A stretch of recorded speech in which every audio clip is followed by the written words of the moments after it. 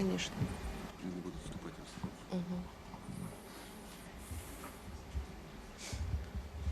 Здравствуйте, Ольга Юрьевна. Я представляю Казахстан, Алматы, Казахский национальный университет имени Аль-Фараби.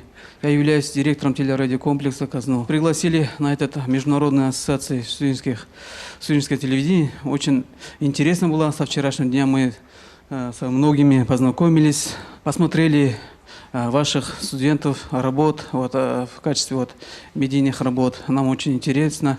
В дальнейшем мы хотим стать партнером данного ассоциации. Желаю вам всем в дальнейшем продолжения этого проекта, дальнейшего развития дружественных отношений между Казахстаном и Россией и процветания молодежного медиа. И хочется пожелать вам всем, кто сегодня здесь присутствует, большой привет из Казахстана, с Алматы. Вам передают приветственные слова.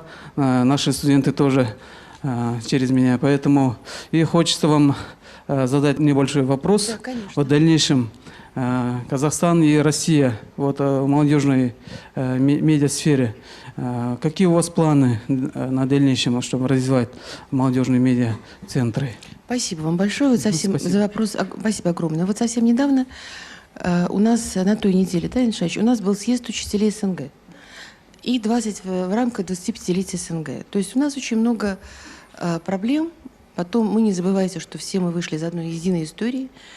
У нас мы должны оставаться, так сказать, во всем вопросам единомышленниками, особенно гуманитарные вопросы, которые нас волнуют.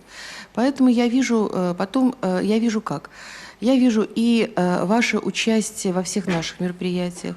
Я вижу вашу помощь в развитии и в продвижении, допустим, русской культуры, русского языка в Казахстане, потому что количество русскоговорящих там велико, интерес к русскому языку велик. Это тоже одна из тем, которая будет нас интересовать, да и вас будет интересовать.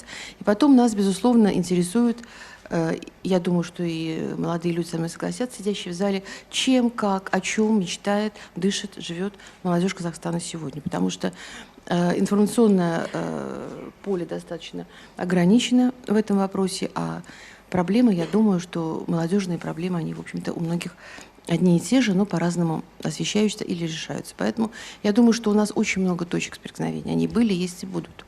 Спасибо вам большое.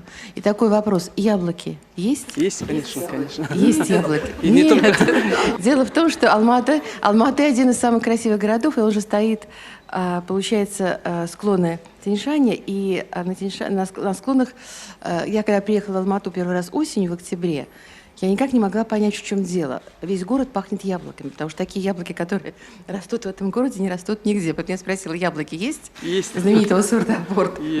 Ну, отлично. Спасибо. Спасибо, Ольга Юрьевна.